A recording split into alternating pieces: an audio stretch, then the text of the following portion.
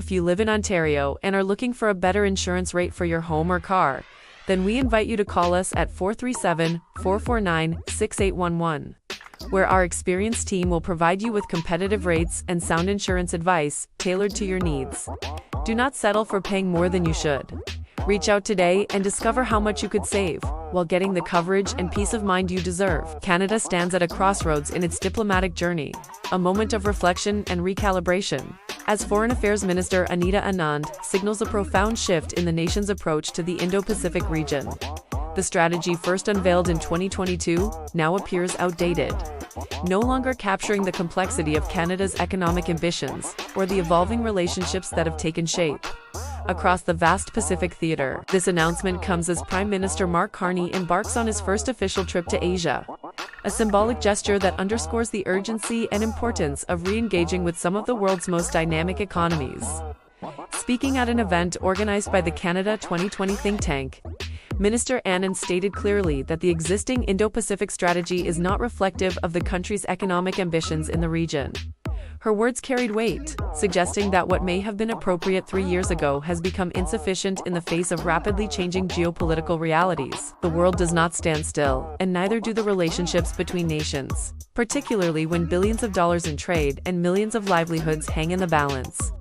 What worked in 2022, when the global pandemic was still reshaping economies and supply chains, simply cannot serve Canada's interests in 2025 and beyond. The most striking element of this policy pivot concerns Canada's characterization of China itself.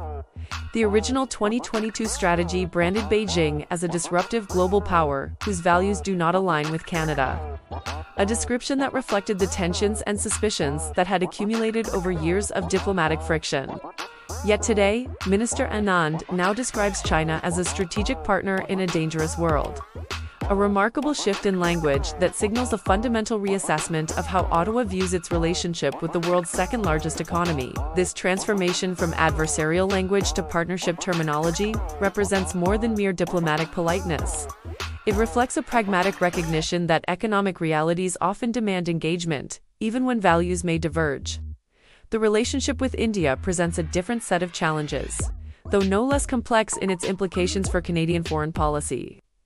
Canada has experienced 2 years of diplomatic chill with New Delhi after the federal government accused Indian government agents of playing a role in acts of murder, extortion, and coercion, targeting Sikh Canadians. This accusation, unprecedented in its gravity, cast a long shadow over bilateral relations, creating a period of tension that affected everything from trade discussions to cultural exchanges.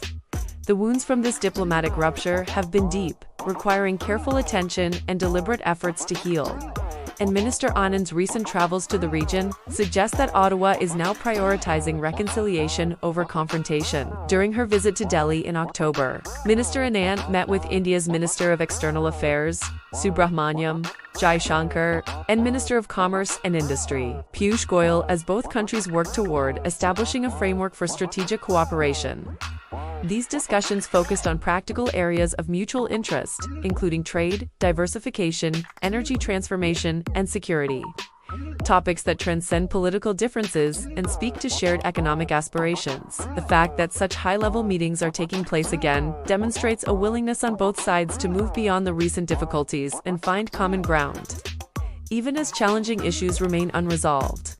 The numbers tell their own compelling story about why Canada cannot afford to remain distant from these two Asian giants. India is expected to become the world's fourth-largest economy in 2025. And in 2024, India was Canada's seventh-largest goods and services trading partner, with two-way trade reaching $33.9 billion.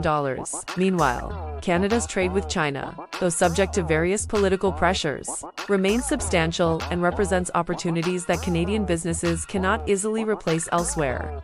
These figures are not abstract statistics. They represent jobs in Canadian communities, agricultural exports from prairie farms, natural resource shipments from coast to coast, and technology services from urban centers.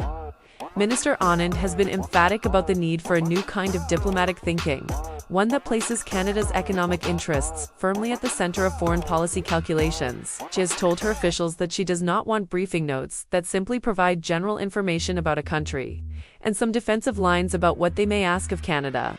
Instead, she wants to know what Canada will be putting on the table and what is in Canada's interest.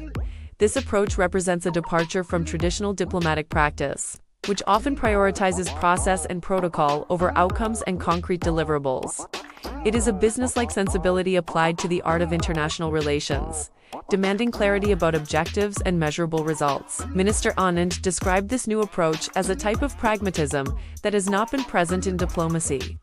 A pointed critique that suggests previous Canadian engagement with the Indo-Pacific may have been too cautious, too ideological, or too unfocused on tangible economic benefits. The word pragmatism carries particular significance here.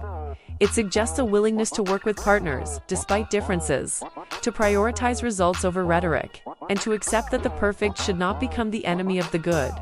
In a world of competing powers and complex interdependencies, such pragmatism may be not just desirable, but necessary for a middle power like Canada, seeking to advance its interests. The backdrop to this policy shift includes painful historical episodes that have shaped Canadian public opinion about engagement with China. Polling has shown Canadians remain cautious about engaging with Beijing after it imprisoned 2 Canadians in retaliation for the arrest of a Chinese tech executive at the request of Washington in 2018. The cases of Michael Kovrig and Michael Spavor, who spent years in Chinese detention under harsh conditions, left deep scars on the Canadian psyche and raised fundamental questions about the risks of doing business with an authoritarian state. Any reset with China must therefore navigate these memories and concerns, balancing economic opportunity against legitimate worries about coercion and the rule of law. Yet Minister Anand appears determined to push forward with this recalibration, and her personal political journey reflects this commitment. She revealed that she spoke with Mark Carney in January. The same month, former Prime Minister Justin Trudeau announced his resignation, about re-establishing relationships with Canada's necessary trading partners, particularly India. Minister Anand said she found herself aligned with Carney and started thinking about returning as a Liberal candidate. After already announcing she would be retiring from politics, this decision to return to political life, specifically to advance this foreign policy agenda, underscores how seriously she views the stakes involved. It is not merely a policy preference, but something she considers vital to Canada's future prosperity. The updated strategy will need to address specific economic opportunities that Canada has been unable to fully exploit under the existing framework. Minister Anand emphasized that Canada's access to various markets in Asia, through existing trade deals, must translate into tangible metrics economically, including exports of liquefied natural gas across the Pacific Ocean. Canada possesses abundant natural gas reserves, and Asian markets, particularly in Northeast Asia, have enormous appetites for energy to fuel their manufacturing sectors and heat their homes. Yet Canada has struggled to capitalize on this opportunity, hampered by infrastructure challenges, regulatory delays, and perhaps insufficient diplomatic push to open doors and close deals. The Foreign Affairs Minister stated that this has to be a full-court press, given the importance of the Indo-Pacific in Canada's broader economic future. The basketball metaphor is apt, suggesting an all-out effort involving every player and every strategy, leaving nothing in reserve. The Indo-Pacific region is home to more than half of the world's population, accounts for a massive share of global economic output, and will be the primary engine of growth for decades to come.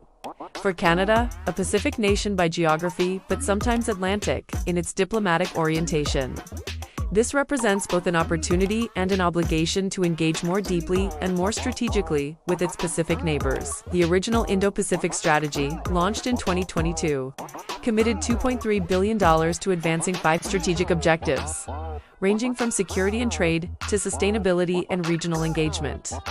The updated version will presumably retain some of these objectives while sharpening the focus on economic outcomes and adjusting to new realities. The challenge will be maintaining Canada's commitment to values, including human rights and democratic governance, while pursuing practical economic cooperation with countries that do not necessarily share those values. This tension between interests and values has always been at the heart of foreign policy debates, and Canada's updated approach will need to find a workable balance that Canadians can support. Minister Anand has also hinted at expanding Canada's regional focus beyond the traditional Indo-Pacific framework.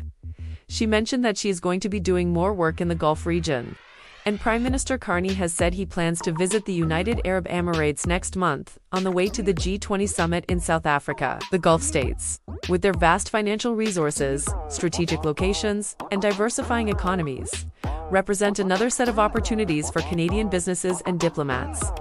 By mentioning this expanded focus, Minister Anand suggests that Canada's economic diplomacy is taking on a more global and assertive character, looking for opportunities wherever they may arise, rather than confining itself to traditional partnerships. As Canada prepares to unveil its updated Indo-Pacific strategy, the fundamental question remains whether this pivot toward economic pragmatism will yield the results the government envisions.